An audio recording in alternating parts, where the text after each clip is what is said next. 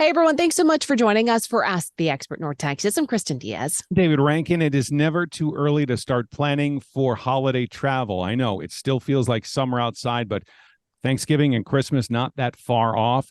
To get a jump start on your planning, we are joined by Casey Carr from Sharon Carr Travel here on today's Ask the Expert. Casey, thank you so much for the time. Hi, David. Great to be with you. Time is kind of strange right now because we're still dealing with temperatures in the 90s, but we should start planning our trips in the middle of winter here. When is the proper time that people should start looking at booking for both Thanksgiving and Christmas? Well, holiday travel is prime season. It's historically very high season for travel. So it's always good to start planning as far out as possible, usually about 6 months. So when you're thinking about Thanksgiving, let's say, we're already a little bit late to start planning for Thanksgiving. I actually booked a Thanksgiving trip this year for the first time ever because my son is in kindergarten. So now we're subject to his holidays. So I actually booked a Thanksgiving trip this year. We booked it about 2 months ago, and availability was already dwindling at that point. So I can imagine it's dwindling a little bit more now. People like to stay home and be with their families for Thanksgiving, but it's also a time when teachers have off and students have off. So it's a good time for people to go on vacation. Christmas time is the highest travel time of the year. So it's important to get, and that includes luxury vacations. It's not just people coming home for Christmas. It's people taking advantage of that time off. And it's 6 to 7 months out is when you need to be booking for Christmas. And even worse is spring break. There's a lot of savvy moms out there right now booking their spring break travel.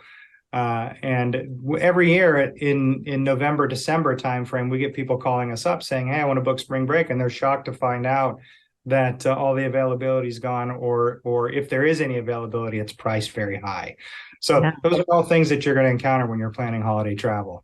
One of the things that kind of scares me as a traveler is just I hear all these stories about a potential strike and that, even during the summertime, we were saying that there weren't enough pilots. And so just the availability was so much more different when it comes to flying, because I have family on coast to coast. So I automatically think of flying. How good are options nowadays outside of flying, like buses and train travel? I mean, we're hearing about these new trains like in Florida and, in Texas, obviously that's been a long time conversation, but how good is that type of travel here in the States?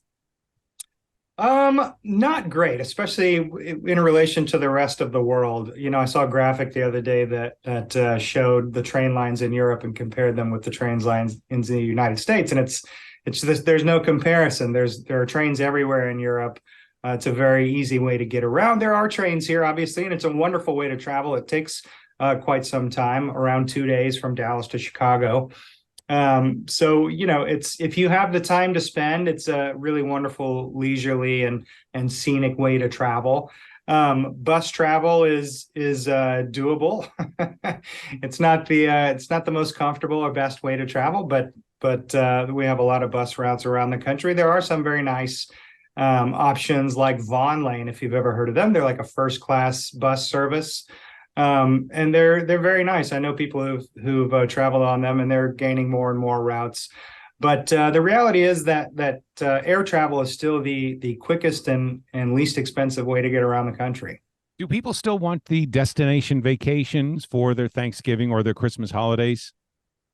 Yes, absolutely. And David, this is one thing that we, back in the 90s, we started sending people on Thanksgiving vacations. Every year we started our Thanksgiving trips, and we would send people to London, we would send people to Paris, and simple trips, so a week getaway that just takes advantage of that time frame, that window that they have off, so that they don't have to take time off of work. They can take advantage of their vacation days. And that's very important to people, especially students, families who have school-age children, and teachers. It's very, very important for them to use those holidays because they don't get a lot of time off during the year. They have their whole summers off. So they have to take advantage of those. And a huge portion of people travel over Thanksgiving and Christmas to destinations on luxury vacations. Is there any financial benefit to traveling in a group? Are you able to get any kind of discounts or better rates? Yes, typically there, and it depends on where you're looking. But for example, you can get air contracts. Typically, a group is 10 or more people. Sometimes it's 20 or more people. So you can get a discounted air contract. You can get a discounted hotel contract. If you're doing something like a cruise, you can get not only a discounted cruise fare, but if you're the group leader and you bring, let's say it's typically 16 people, you get your 17th and 18th person free. So your cabin could potentially be free. If you get, let's say, a family reunion that has 20 staterooms, you can travel for free and everybody will get a discount and maybe some amenities as a result, like champagne in your room or chocolate covered strawberries, something like that. Let's talk about some destinations that might not be the first that would come to mind for Thanksgiving or Christmas travel. Any ideas, any suggestions people might want to take? Well, yes, I'll give you the most exotic destination that I know. Antarctica opens in November. There are cruises that are sailing to Antarctica in November. It's not the prime time to go. You won't see the highest concentration of animals. That happens in January, February timeframe.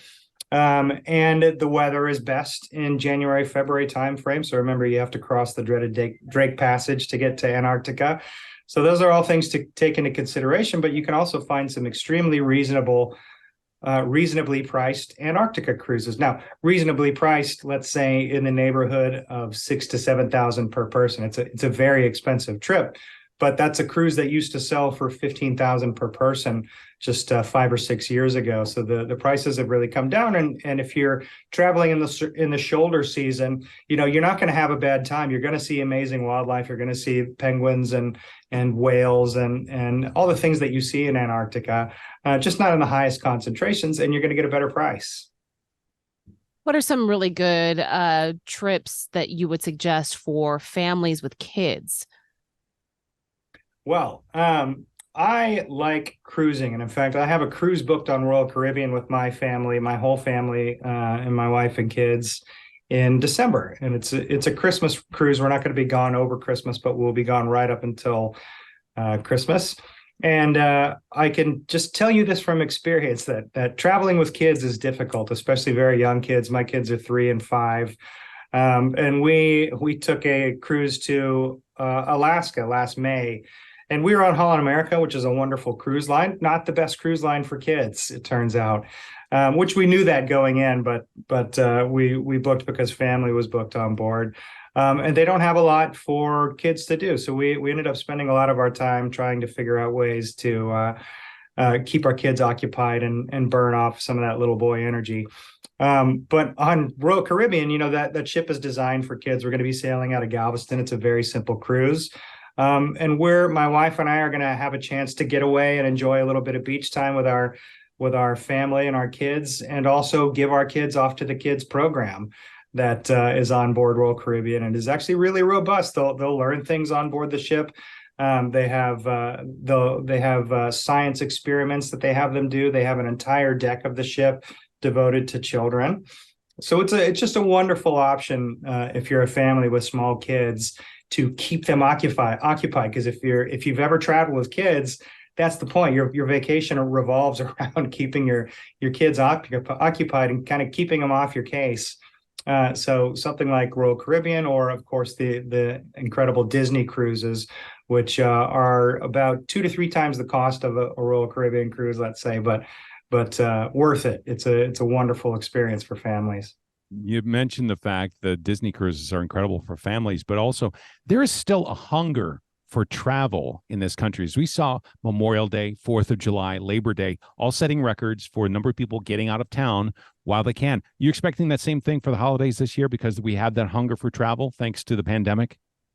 Yes. Yeah, I think that is left over from the pandemic. I think there are a lot of people who are still a little bit trepidatious about traveling overseas, and also looking at airfare prices in terms of traveling overseas. So domestic destinations look better and better, and we have some incredible places to visit in this country. We're filled with national parks.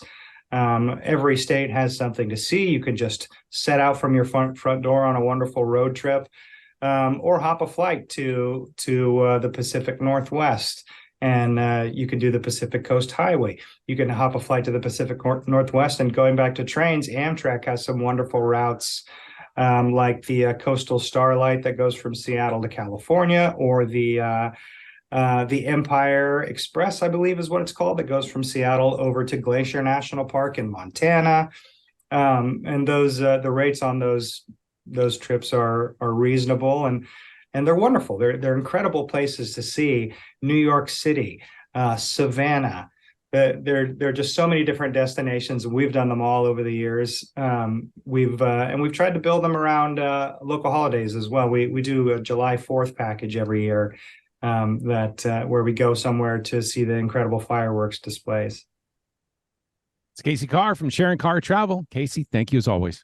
My pleasure. Great to be with you guys.